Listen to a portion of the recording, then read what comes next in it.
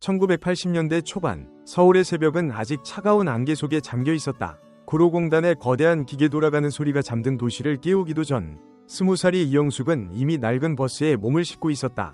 그녀의 손에는 전날 밤 집 근처 시장에서 산 낡은 천주머니 하나가 들려 있었다. 영숙은 남해의 작은 어촌 마을에서 올라온 처녀였다. 바다 냄새 대신 매연과 먼지가 가득한 서울은 그녀에게 거대한 미로 같았지만 가슴속에는 단 하나의 소박한 꿈이 있었다. 남들처럼 번듯한 집 한 칸 마련하고 다정한 남편과 아이들의 웃음소리가 들리는 작은 주방을 갖는 것. 그 꿈을 위해 그녀는 하루 14시간씩 재봉틀 앞에 앉아 눈이 침침해질 때까지 바늘땀을 박았다.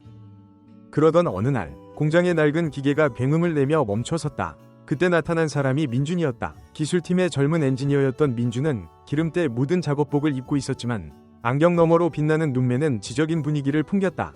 그는 땀을 닦으며 기계를 손보더니 겁에 질려 서 있던 영숙을 향해 살짝 미소를 지었다. 괜찮아요. 이제 잘 돌아갈 겁니다. 그 짧은 한마디가 영숙의 가슴에 작은 파동을 일으켰다. 서울에 올라와 처음으로 받은 따뜻한 관심이었다. 그날 이후 민주는 퇴근 시간마다 공장 정문 앞에서 영숙을 기다렸다. 그는 영숙의 낡은 자전거를 대신 끌어주며 고시원 근처까지 함께 걸어주었다. 두 사람은 가난했지만 행복했다. 비가 내리는 밤이면 처마 밑에서 단돈 몇 푼으로 산 붕어빵을 나눠 먹으며 꿈을 속삭였다. 민주는 영숙에게 자신이 본 세상 중 가장 단아하고 아름다운 사람이라고 말해주었다. 영숙은 그 말을 믿었고 그에게 자신의 첫사랑과 청춘, 그리고 미래에 대한 모든 확신을 맡겼다. 민주는 영숙에게 함께 그릴 청춘의 지도를 그려주었다. 영숙 씨, 조금만 기다려요. 내가 곧 본사 사무직으로 발령받으면 우리 작은 집을 구해요. 창가에 노란 국화를 심고 비 오는 날에는 처마 끝에 떨어지는 빗소리를 같이 들으며 살아요. 영숙은 그 약속이 곧 현실이 될 줄 알았다. 그녀에게 민주는 어두운 서울 하늘 아래 유일하게 빛나는 별이었다. 하지만 운명은 잔인했다. 영숙이 자신의 뱃속에 작은 생명이 잉태되었다는 사실을 알게 된 지 얼마 지나지 않아 민주는 창백한 얼굴로 그녀를 찾아왔다. 영숙 씨, 나 독일로 연수를 가게 됐어요. 회사에서 선발된 거라 거절할 수 없어요. 가서 공부하고 돌아오면 우리 더 좋은 곳에서 시작할 수 있어요. 딱 몇 년만 기다려줘요. 민주는 서울역 플랫폼에서 눈물을 흘리는 영숙을 뒤로 한 채 기차에 올랐다. 그가 남긴 마지막 편지에는 건강 챙기고 기다려라. 아이 소식은 누구에게도 말하지 마라. 내가 곧 돌아가서 책임지겠다는 약속이 적혀 있었다. 영숙은 그 약속 하나를 등불 삼아 홀로 고통을 견디기 시작했다. 배는 하루가 다르게 불러왔고 공장 안에서는 입에 담기 힘든 수군거림이 들려왔다. 미혼모라는 고리표는 당시 사회에서 사형 선고나 다름없었다. 영숙은 동료들의 따가운 시선을 견디다 못해 공장을 그만두고 아무도 모르는 달동네 단칸방으로 숨어들었다. 민준에게 수십 통의 편지를 보냈지만 답장은 없었다. 독일 기숙사로 전화를 걸어보아도 연결되지 않는다는 차가운 안내음만 들려올 뿐이었다. 기다림은 절망으로 바뀌었고 절망은 다시 생존을 위한 처절한 몸부림이 되었다.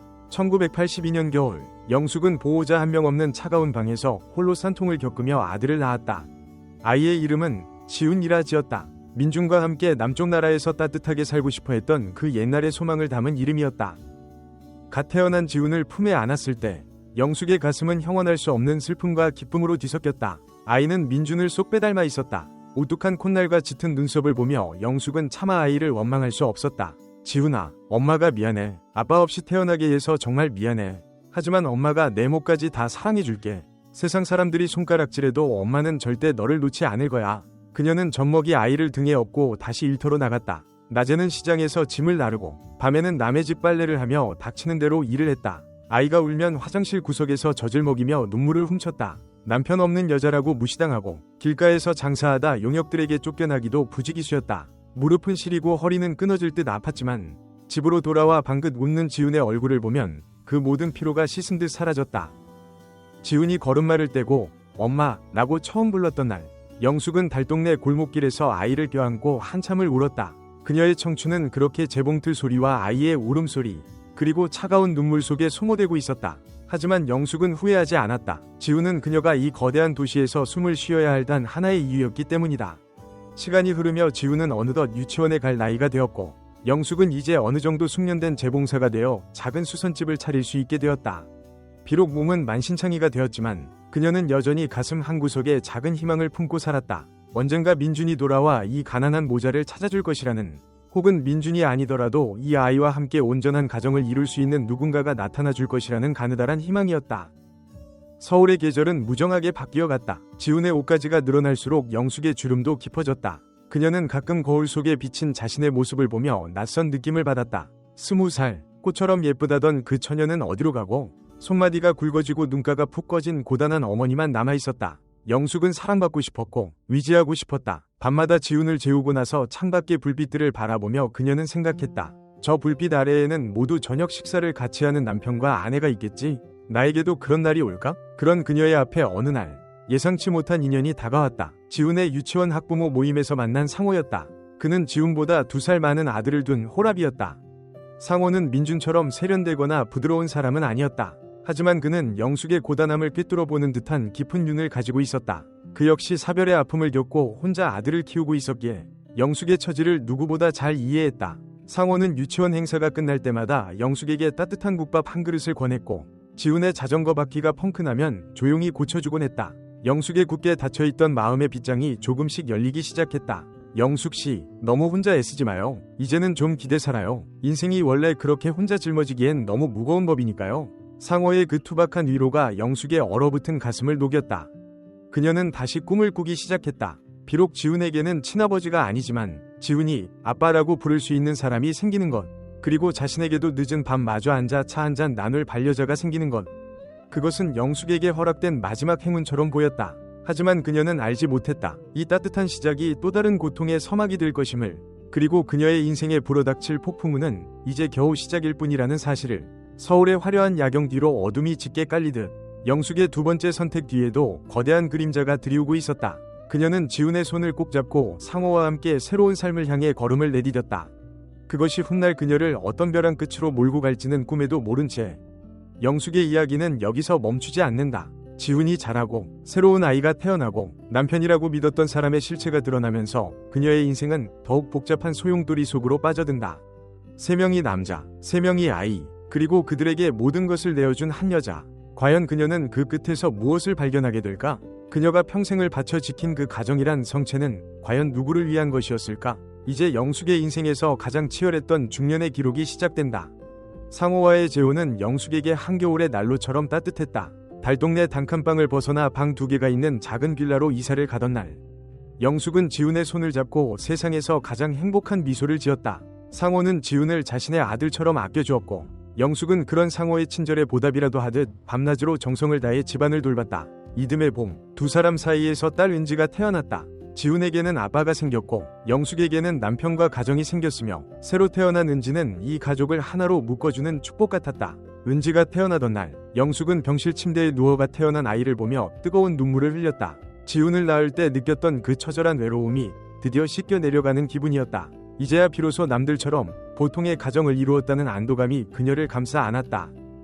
하지만 행복은 오래가지 않았다. 결혼 전에는 보이지 않던 상호의 어두운 면이 은지가 걸음마를 뗄 무렵부터 하나둘 드러나기 시작했다. 인쇄소에서 일하던 상호는 경기가 안 좋아졌다는 핑계로 퇴근 시간이 늦어지더니 어느 날부터인가 술에 취해 들어오는 날이 잦아졌다. 처음엔 그저 가장의 무게가 무거워 그러려냐 하며 영숙이 정성껏 해장국을 끓여 내놓았다. 그러나 상호의 술주정은 날이 갈수록 심해졌고 집안의 생활비까지 손을 대기 시작했다. 영숙이 조심스럽게 술을 줄이고 아이들을 생각하자고 말하면 상호는 전과는 전혀 다른 싸늘한 눈빛으로 그녀를 쏘아보았다. 당신이 나를 가르치려 들어? 내가 밖에서 어떤 대접을 받고 사는지 알아? 소리를 지르던 상호는 급기야 밥상을 뒤엎기도 했다. 지훈은 공포에 질려 구석에서 은지를 껴안고 바들바들 떨었고 영숙은 그런 아이들을 감싸 안으며 미안함에 가슴이 찢어졌다. 영숙을 가장 힘들게 한 것은 상호의 폭언보다 그의 무책임함이었다. 상호는 며칠씩 집을 비우는 일이 잦아졌다. 영숙이 걱정하며 찾아 헤매다 보면 그는 동네 지하 다방이나 도박판 근처에서 발견되곤 했다. 그럴 때마다 상호는 다시는 안 그러겠다고, 내가 미쳤었다고 무릎을 꿇고 빌었다. 영숙은 아이들을 위해, 그리고 지훈에게 다시는 아빠 없는 서름을 줄 수 없다는 일념으로 그를 용서했다. 그녀는 낮에는 다시 남의 집 수선 일을 하고 밤에는 식당 설거지 일을 하며 부족한 생활비를 메꿨다. 손가락 끝은 재봉틀 바늘에 찔려 굳은 살이 박였고 겨울이면 찬물에 빨래를 하느라 손등이 거북이 등껍질처럼 갈라졌다. 그래도 영숙은 참고 견뎠다. 가정을 지키는 것이 여자의 숙명이라 믿었던 시절이었다. 그러던 어느 가을날, 영숙은 상호의 외도를 알게 되었다. 상호가 일한다는 인쇄소에 도시락을 싸들고 찾아갔을 때 동료들은 어색한 침묵을 지키다 상호가 이미 몇 달 전에 회사를 그만두었다는 청천벽력 같은 소식을 전했다. 떨리는 마음으로 집으로 돌아오던 길, 영숙은 동네 시장 모퉁이 근처 상가 뒤편 창고방에서 흘러나오는 상호의 목소리를 들었다. 그곳에는 상호뿐만 아니라 낯선 여자의 웃음소리가 함께 섞여 있었다. 영숙은 문을 열 힘조차 없어 그 자리에 주저앉았다. 하늘이 무너지는 것 같았다. 민준에게 버림받았을 때보다 더 큰 배신감이 온몸을 휘감았다. 상호는 그녀가 밤잠을 설쳐가며 벌어온 돈으로 다른 여자를 만나며 방탕하게 지내고 있었던 것이다. 그날 밤 술에 취해 들어온 상호에게 영숙은 낮에 본 광경에 대해 물었다. 상호는 처음엔 발뺌하다가 곧 적반하장으로 소리를 질렀다. 그랬다. 당신이랑 살면 답답해서 숨이 막혀. 맨날 일만 하고 애들 타령만 하고 그게 무슨 재미야? 그는 미안해하기는커녕 영숙의 가슴에 비수를 꽂았다. 영숙은 소리내어 울지도 못했다. 자고 있는 지훈과 은지가 깰까 봐 입술을 깨물며 소리 없는 눈물을 쏟아냈다. 다음날 아침 상호는 보란듯이 짐을 챙겼다. 나 이제 못하겠어. 가정이니 책임이니 하는 거 나랑 안 맞아. 애들은 당신이 잘 키워보든가. 상호는 어린 딸 은지와 아들 지훈의 얼굴도 쳐다보지 않은 채 대문을 나섰다. 영숙은 텅 빈 집 거실에 앉아 멍하니 천장을 바라보았다. 지훈이 유치원에 갈 준비를 하며 다가와 물었다. 엄마, 아빠 어디가? 또 돈 벌러 가? 영숙은 지훈을 꼭 껴안았다. 응, 아빠가 아주 멀리 돈 벌러 가셨대. 당분간은 엄마랑 지훈이랑 은지랑 셋이서 잘 지내야 해. 그녀는 아이들 앞에서 절대로 약한 모습을 보이지 않기로 다짐했다. 하지만 밤이 되면 밀려오는 공허함과 배신감은 그녀를 잠 못 들게 했다. 내가 무엇을 잘못했을까? 내가 부족해서일까? 왜 내 인생에는 늘 떠나는 사람들 뿐일까? 영숙은 거울 속에 자신을 보며 물었다. 30을 갓 넘긴 그녀의 얼굴에는 세월의 흔적이 깊게 패여 있었다. 상호가 떠난 후 영숙은 다시 독하게 마음을 먹었다. 슬퍼할 시간조차 사치였다. 당장 아이들의 끼니를 걱정해야 했고 집세를 내야 했다. 그녀는 동네 시장 근처에 작은 반찬 가게를 열었다. 새벽 3시면 일어나 시장에서 야채를 떼오고 하루 종일 허리 한번 펴지 못하고 나무를 묻히고 전을 부쳤다. 지훈은 어느덧 초등학생이 되어 동생 은지를 돌보는 든든한 오빠가 되었지만 아빠의 빈자리는 지훈의 성격에도 그림자를 남겼다. 아이는 말이 없어졌고 가끔 학교에서 친구들과 다투고 오기도 했다. 영숙은 지훈을 꾸짖는 대신 지훈의 거친 손을 잡고 시장 통닭 한 마리를 사주며 달랬다. 지훈아, 엄마는 너 하나만 믿고 살아. 아빠 없다고 누가 무시하면 더 당당해져야 해. 세월은 야속하게 흘러 어느덧 은지가 초등학교에 입학했다. 영숙의 반찬 가게는 맛이 좋기로 소문나 조금씩 형편이 나아지기 시작했다. 이제 겨우 살만해졌다고 생각할 무렵 영숙의 가슴 한구석에는 채워지지 않는 구멍이 하나 있었다. 그것은 누군가에게 기대고 싶은, 여자로서 사랑받고 싶은 원초적인 갈망이었다. 2번이 실패를 겪었지만 영숙은 여전히 따뜻한 사랑을 꿈꿨다. 나도 누군가의 아내로, 누군가의 보호 아래에서 살고 싶다. 그 욕망은 깊은 밤 영숙을 뒤흔들었다. 그때 그녀 앞에 세 번째 인자가 나타났다. 그의 이름은 현우였다. 현우는 보험회사 영업직원으로 반찬 가게를 드나들기 시작했다. 그는 상호보다 대여섯 살 연하였고 아주 세련되고 매너가 좋았다. 현우는 가게 구석에 앉아 영숙이 무치는 반찬 냄새가 좋다며 말을 걸었고 영숙이 힘들어 보일 때면 조용히 피로회복제 한 병을 건네고 갔다.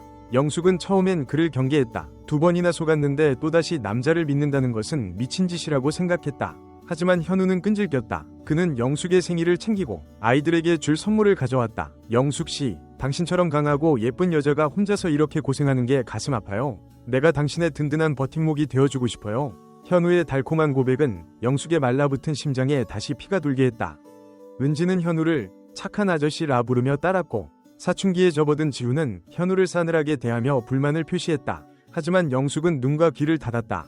그녀는 오로지 자신을 여자로 봐주는 현우의 시선에 취해 있었다. 이번엔 정말 마지막일 거야. 이 사람만은 다를 거야. 영숙은 자신을 속여가며 현우와 살림을 합쳤다. 이번엔 혼인신고도 하지 않았다. 그저 현우가 그녀의 집에 짐을 싸들고 들어온 것만으로도 영숙은 세상을 다 얻은 기분이었다. 현우는 처음 몇 달간은 정말 완벽했다. 은지를 학교에 데려다주고 영숙의 가게 일을 돕기도 했다. 영숙은 비로소 자신의 인생에 봄이 왔다고 믿었다. 그러나 현우 역시 운명의 장난 같은 사람이었다. 그는 처음부터 영숙의 돈과 안락함을 바라고 접근한 것이었다. 현우는 주식 투자를 한다는 핑계로 영숙의 반찬 가게 수익금을 가져가기 시작했다. 처음엔 적은 액수였지만 점점 액수가 커졌다. 영숙은 현우의 말을 믿고 싶었다. 영숙 씨, 우리 나중에 큰 아파트로 가려면 지금 불려야 해. 나만 믿어. 현우의 목소리는 여전히 부드러웠다. 하지만 1년이 채 지나지 않아 현우가 다니던 보험회사가 부도가 났다는 소식이 들려왔고 현우는 수많은 빚을 진 채 자취를 감췄다. 영숙이 현우를 위해 마련해준 사무실 보증금까지 모두 사라진 뒤였다. 현우가 떠난 뒤 영숙은 자신의 뱃속에 또 다른 생명이 자라고 있음을 알게 되었다. 그때 그녀의 나이 46이었다. 앞이 캄캄했다. 지우는 고등학생이 되었고 은지는 사춘기가 절정인 중학생이었다. 이런 상황에서 아이를 낳는다는 것은 축복이 아니라 재앙이었다. 하지만 영숙은 차마 아이를 지울 수 없었다. 이 아이는 그녀가 현우를 진심으로 사랑했던 혹은 사랑받고 싶었던 그 간절함의 마지막 증거였기 때문이다. 그녀는 부끄러움을 무릅쓰고 셋째 아들 태연을 낳았다. 지훈과 은지는 어머니의 임신과 출산을 도저히 이해하지 못했다. 집안 분위기는 얼음장처럼 차가워졌다. 영숙은 갓 태어난 태연을 품에 안고 다시 가게로 나갔다. 50살을 바라보는 나이에 젖을 먹이며 반찬을 만드는 그녀의 모습은 시장 사람들의 입방아에 오르내렸다. 하지만 영숙은 이제 그런 것 따위 상관없었다. 그녀에게는 3명의 아이가 있었고 그 아이들은 서로 다른 성과 서로 다른 아픔을 가지고 있었다. 영숙은 결심했다. 이제 남자 따윈 필요 없다. 나는 오직 내 아이들을 위해서만 죽겠다. 그녀는 3번이 결혼 실패와 3번이 이별을 거치며 그렇게 강철 같은 어머니로 변해갔다. 하지만 그 강철 같은 껍데기 아래에서 영숙의 영혼은 서서히 말라가고 있었다. 아이들은 자라면서 점점 그녀를 외면하기 시작했고 그녀의 헌신은 당연한 것으로 치부되었다. 영숙의 인생은 그렇게 거대한 외로움의 바다로 흘러가고 있었다. 과연 영숙은 이 거친 파도를 뚫고 평안에 도달할 수 있을까? 새 아이는 어머니의 눈물을 닦아줄 날이 올까? 영숙의 가슴 시린 노년의 투쟁은 이제부터가 진짜 시작이었다. 태연을 낳고 난 뒤의 삶은 영숙에게 있어 매일이 전쟁터와 같았다. 40 중반을 넘긴 나이에 갓난아이를 등에 업고 반찬가게 불 앞에 서 있는 그녀의 모습은 시장 사람들 사이에서도 애처로움과 경탄을 동시에 자아냈다. 영숙은 스스로를 돌볼 틈이 없었다. 첫째 지우는 이제 성인이 되어 군대를 다녀온 뒤 취업 준비를 하고 있었고 둘째 은지는 예술고등학교에 진학해 무용을 전공하며 적지 않은 학원비를 필요로 했다. 막내 태연은 태어날 때부터 잔병치레가 잦아 병원 문턱이 닳도록 드나들어야 했다. 영숙은 낡은 계산기 앞에 앉아 매달 들어오는 수입과 나갈 돈을 맞추며 한숨을 내쉬었지만 아이들의 앞날을 생각하면 그 한숨마저 사치처럼 느껴졌다. 지우는 세 아이 중 가장 먼저 영숙의 곁을 떠날 준비를 했다. 그는 어머니의 희생을 누구보다 잘 알면서도 동시에 그 희생이 주는 무게감을 견디기 힘들어했다. 지훈의 마음 한구석에는 늘 친아버지 민준에 대한 원망과 갈증이 공존했다. 그러던 중 놀랍게도 독일에서 소식이 끊겼던 민준이 한국의 항무역 회사 중역이 되어 나타났다. 민준은 지훈을 찾았고 뒤늦은 참회의 대가로 지훈의 미국 유학을 제안했다. 영숙은 공항에서 지훈을 떠나보내며 차마 민준의 얼굴을 마주하지 못했다. 지훈은 울먹이는 영숙의 손을 잡으며 말했다. 엄마, 성공해서 돌아올게요. 그때까지만 조금만 더 참아주세요. 영숙은 고개를 끄덕였지만 지훈의 눈동자가 향하는 곳이 자신이 아닌 먼 이국의 땅임을 직감했다. 지훈은 미국으로 떠난 뒤 처음 몇 달은 편지와 전화를 자주 보냈지만 시간이 흐를수록 그 연락은 분기별 안부 전화로 줄어들었고 그마저도 바쁘다는 핑계로 짧아지기만 했다. 둘째 은지는 영숙의 유일한 자랑이자 위안이었다. 무용을 전공한 은지는 영숙의 단아한 외모를 쏙 빼닮아 무대 위에서 누구보다 빛났다. 영숙은 은지의 공연 의상을 사기 위해 한 달 동안 고기를 입에 대지 않았고 은지가 무대에서 박수갈채를 받을 때면 세상 모든 고통을 보상받는 기분이었다. 하지만 은지 역시 자라면서 영숙의 세계에서 벗어나려 했다. 예술의 세계는 화려했고 은지가 만나는 친구들과 환경은 시장바닥 반찬 가게와는 너무나 동떨어져 있었다. 은지는 유명 무용단에 입단한 뒤 강남의 연습실 근처에서 자취를 시작했다. 가끔 집에 들를 때면 은지는 영숙의 옷에서 나는 비릿한 반찬 냄새를 맡고 살짝 코를 찌푸리곤 했다. 엄마, 이제 이런 일 그만하고 좀 쉬면 안 돼? 내가 돈 벌면 호강시켜줄게. 은지의 말은 따뜻했지만 그녀의 눈은 이미 화려한 조명 아래 도시의 삶에 고정되어 있었다. 막내 태연은 영숙의 가장 아픈 손가락이었다. 늦둥이로 태어나 아버지의 부재 속에 자란 태연은 사춘기에 접어들며 심하게 방황했다. 지훈과 은지가 성실함으로 영숙의 기대를 채웠다면 태연은 반대로 영숙의 가슴에 못을 박았다. 태연은 학교 공부에는 담을 쌓았고 동네의 불량한 친구들과 어울리며 사고를 치기 일쑤였다. 영숙은 태연을 바로잡기 위해 매도 들어보고 눈물로 호소도 해보았지만 태연은 오히려 차갑게 대꾸했다. 엄마가 나를 왜 낳았어? 아빠도 없는 주제에 남들 보기 부끄럽게 늙어서 낳아놓고 왜 이제 와서 간섭이야? 태연의 그 한마디는 영숙이 평생 일궈온 모성이라는 성벽을 단번에 무너뜨렸다. 영숙은 태연을 꾸짖는 대신 방 안으로 들어가 숨죽여 울었다. 자신이 부족해서, 자신이 욕심을 부려서 아이가 저렇게 된 것 같아 죄책감이 파도처럼 밀려왔다. 영숙이 50살을 넘겼을 무렵 반찬 가게는 예전만큼 장사가 되지 않았다. 대형마트가 들어서고 사람들의 입맛이 변하면서 시장을 찾는 발길이 뜸해졌다. 설상가상으로 영숙의 건강에도 적신호가 켜졌다. 평생 무거운 짐을 나르고 찬물에 손을 담근 탓에 류마티스 관절염이 심해졌고 고혈압으로 인해 자주 어지럼증을 느꼈다.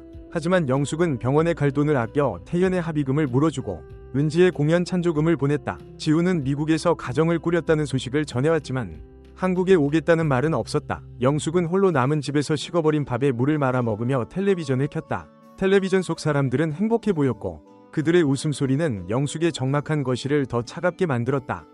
지우는 미국에서 잘나가는 회계사가 되었다는 소문이 들렸다. 그는 영숙에게 매달 일정 금액의 생활비를 보내왔지만 그것은 아들로서의 도리라기보다 죄책감을 싣기 위한 거래처럼 보였다. 영숙이 가끔 전화를 걸어 지우나 보고 싶다. 언제 한번 안 오니? 라고 물으면 지우는 늘 똑같은 대답을 했다.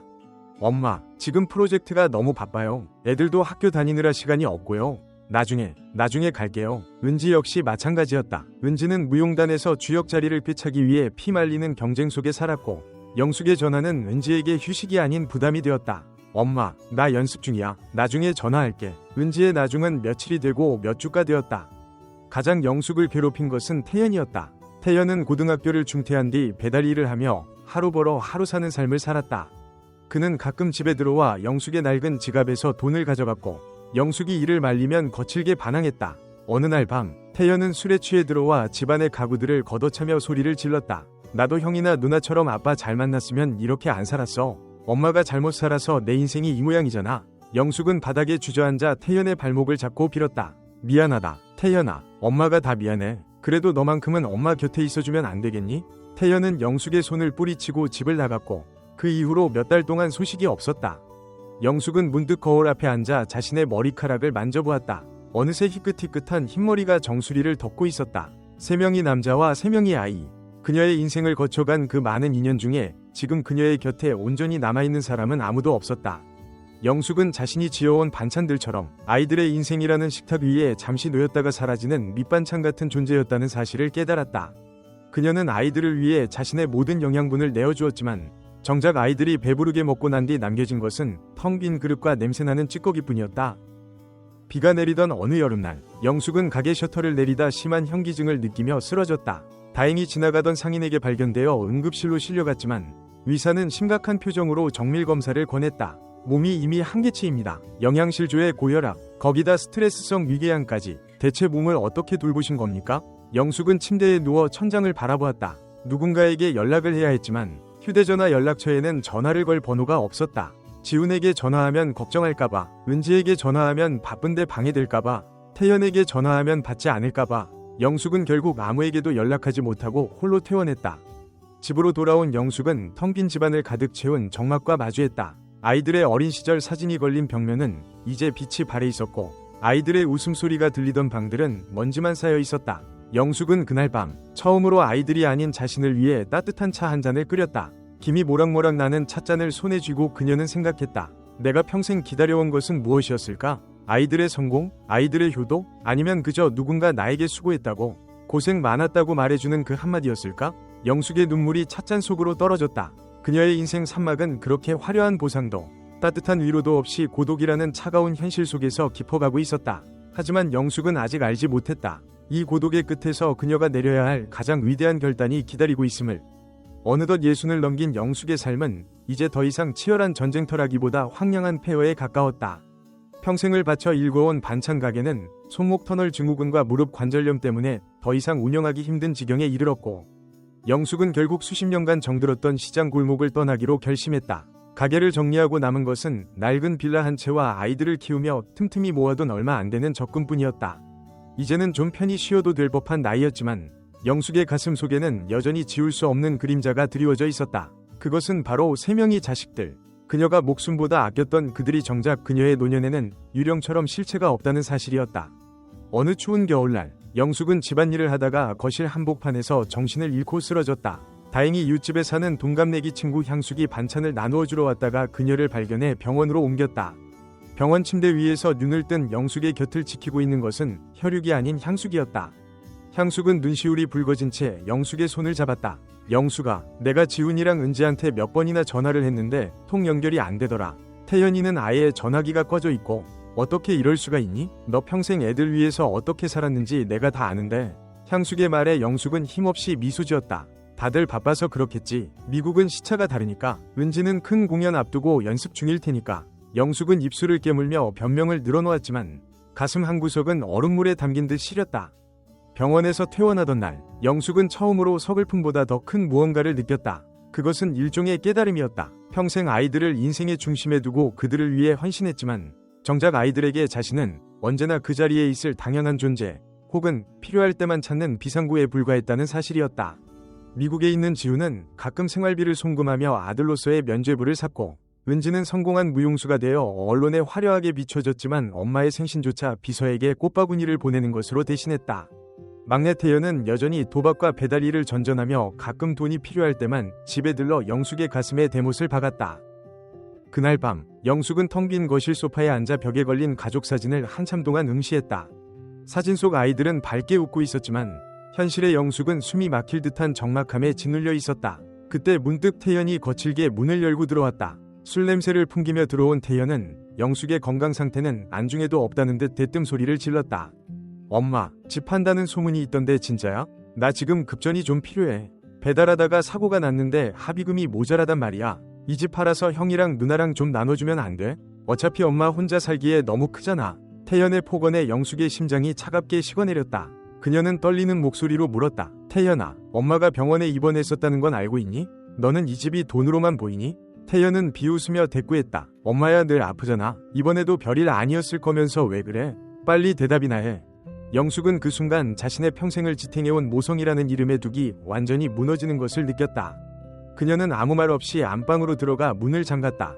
그리고 며칠 뒤, 영숙은 누구에게도 말하지 않고 중대한 결심을 실행에 옮겼다. 그녀는 평생에 한이 서린 그 낡은 빌라를 매물로 내놓았다. 소식을 듣고 은지가 먼저 전화를 걸어왔고, 지우는 미국에서 급하게 영상통화를 시도했다. 그들은 마치 약속이라도 한 듯 영숙의 노후 걱정보다 왜 상의도 없이 집을 팔았느냐, 그 돈을 어디에 쓰려고 그러느냐 며 다그쳤다. 영숙은 아이들의 날선 목소리를 들으며 오히려 마음이 차분해졌다.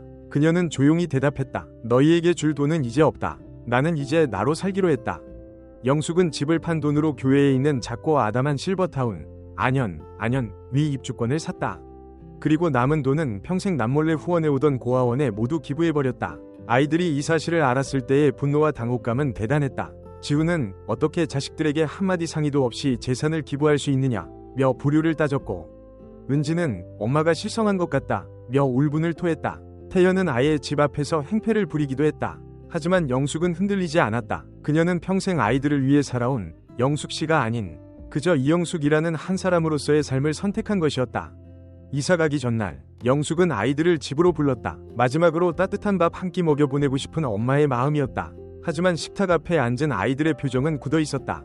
대화는 오로지 돈과 유산, 그리고 원망으로 가득 찼다. 지우는 유학 자금을 대준 친아버지 민준의 무정함과 영숙의 가난했던 과거를 비난했고, 은지는 자신이 무용을 하느라 겪었던 경제적 열등감을 엄마 탓으로 돌렸다. 태연은 말할 것도 없었다. 영숙은 조용히 숟가락을 내려놓고 방에서 낡은 나무 상자 하나를 들고 나왔다. 그것은 민준의 편지, 상어의 흔적, 현우의 마지막 쪽지가 담긴 그녀의 고통과 사랑의 기록들이었다. 영숙은 아이들 앞에서 그 상자를 열어 하나씩 보여주었다. 이것 봐라, 지훈아. 이건 내 아빠가 너를 낳기도 전에 떠나며 남긴 편지다. 은지야, 이건 내 아빠가 도박에 빠져 집을 나갈 때 훔쳐가지 못한 마지막 양심이다. 태연아, 이건 내 아빠가 너를 낳고 도망치듯 사라진 뒤 내가 홀로 너를 안고 울며 적은 일기다. 너희는 내가 평생 이 고통을 견디며 너희를 지켜낸 게 당연하다고 생각하니? 나는 너희의 예비용 인생이 아니다. 나는 이 상자 속에 담긴 모든 눈물을 견뎌낸 한 여자일 뿐이야. 영숙의 단호한 목소리의 거실은 순식간에 정적이 휩싸였다. 아이들은 당혹스러운 표정으로 서로의 눈치를 보았지만 영숙은 더 이상 그들의 눈치를 보지 않았다.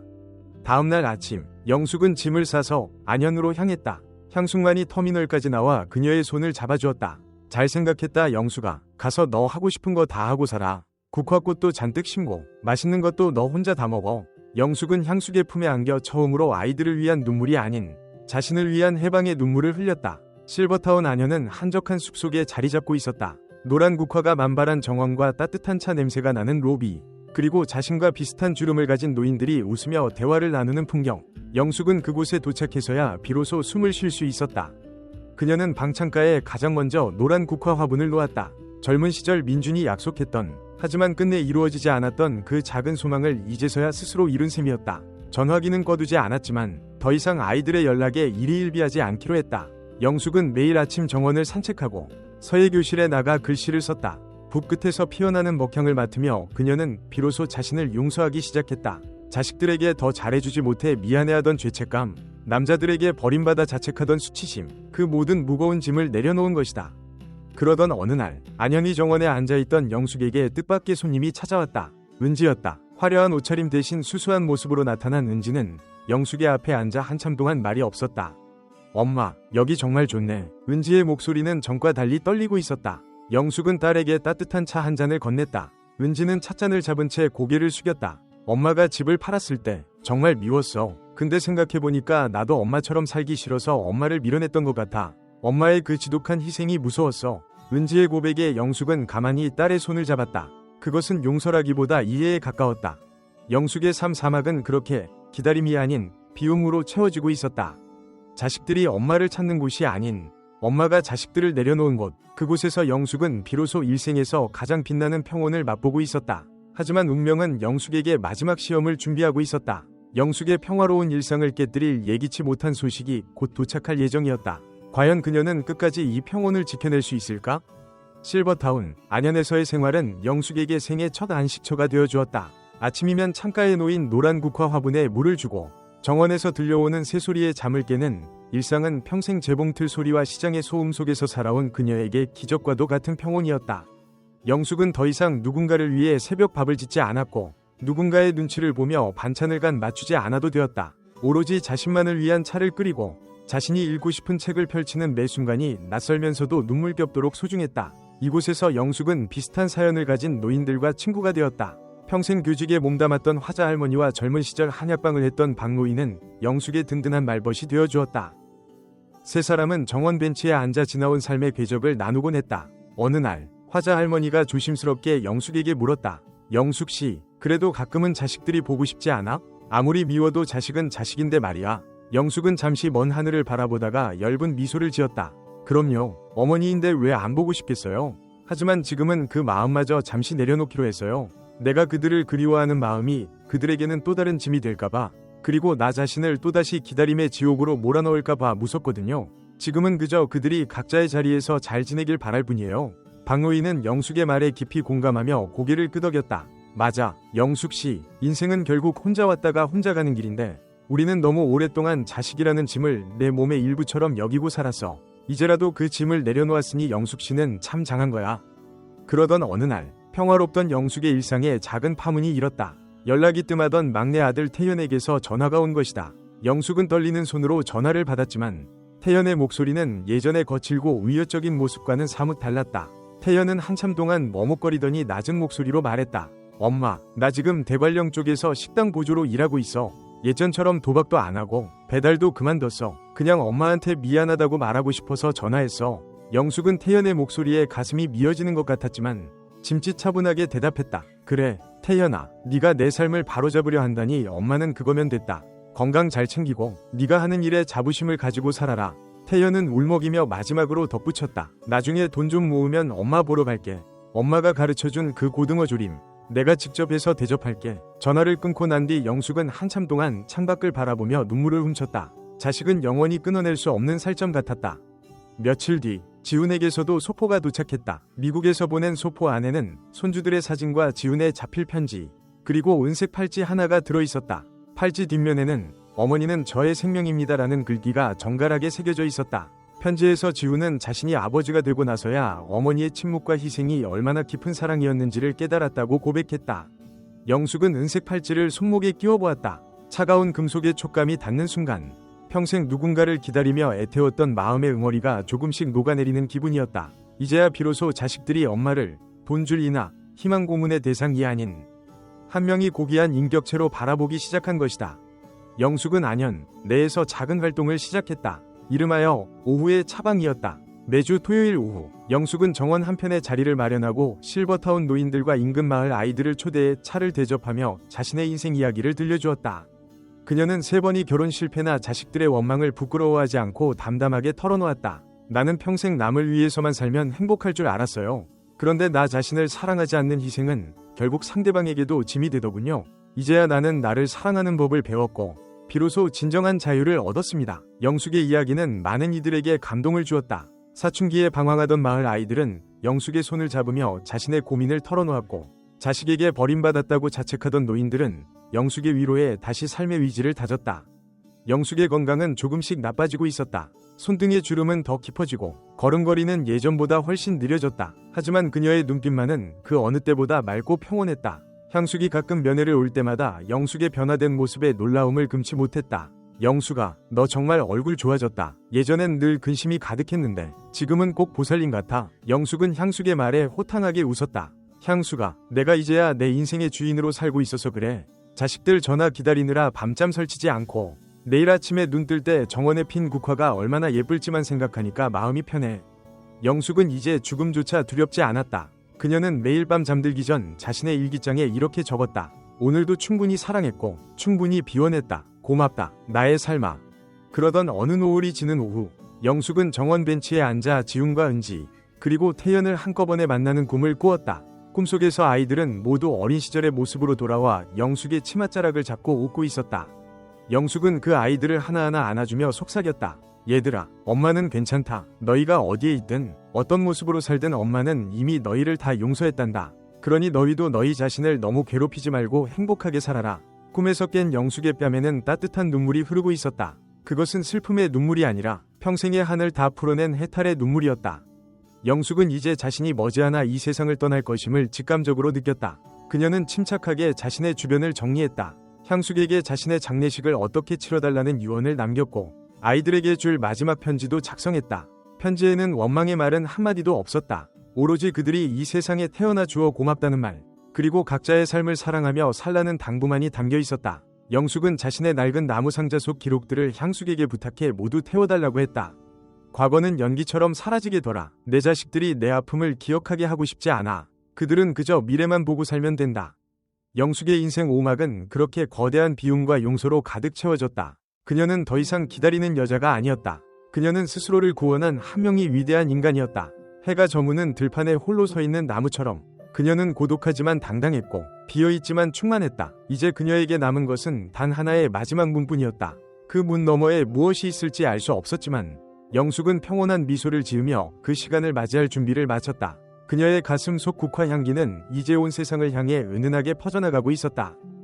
실버타운 안현의 정원의 초겨울의 첫소리가 내려앉던 날, 영숙은 평소보다 조금 늦은 아침을 맞이했다. 창가에 놓인 노란 국화 꽃잎 위로 하얀 서리가 보석처럼 반짝였고 차가운 공기는 방 안의 온기와 섞여 묘한 정막을 만들어냈다. 영숙은 천천히 몸을 일으켜 평생을 함께해온 낡은 거울 앞에 앉았다. 거울 속에는 수많은 세월의 파도를 견뎌낸 한 여자가 서 있었다. 눈가의 주름은 고단했던 삶의 훈장이었고 희게 센 머리카락은 자식들을 향해 타버린 마음의 재와 같았다.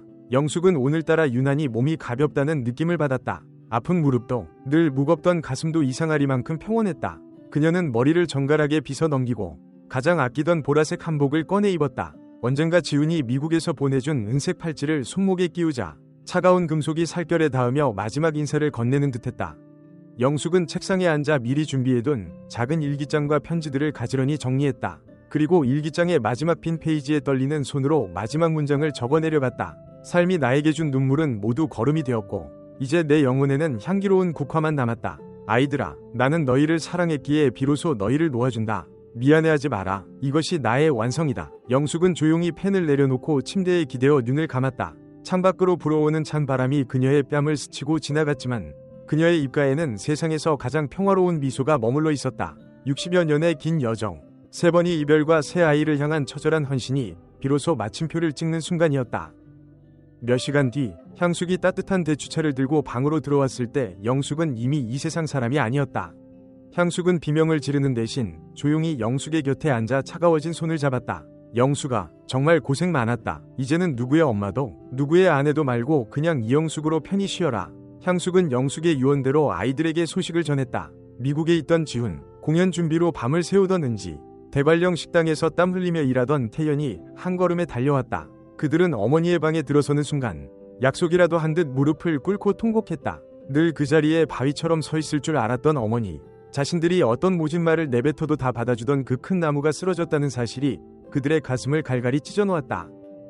장례는 영숙의 바람대로 안현의 작은 정원에서 소박하게 치러졌다. 화려한 화환 대신 영숙이 생전에 아꼈던 노란 국화들이 영정사진 주위를 가득 채웠다. 영정사진 속 영숙은 아이들이 기억하는 고단한 어머니의 모습이 아니었다. 홀로 강가에 서서 해맑게 웃고 있던 20살 처녀 시절의 모습이었다. 지우는 어머니가 남긴 편지를 읽으며 소리내어 울었다. 어머니, 제가 바보였습니다. 성공하는 것이 효도인 줄 알았습니다. 어머니의 기다림이 당연한 줄 알았습니다. 한 번만 더 제 이름을 불러주세요. 은지는 어머니의 영정 앞에서 마지막 무용을 헌사했다. 화려한 무대 조명은 없었지만 차가운 겨울바람 속에서 춤추는 은지의 몸짓에는 어머니를 향한 뒤늦은 참회와 사랑이 깃들어 있었다. 방황하던 막내 태연은 장례식 내내 말없이 음식을 나르고 손님들을 맞이했다.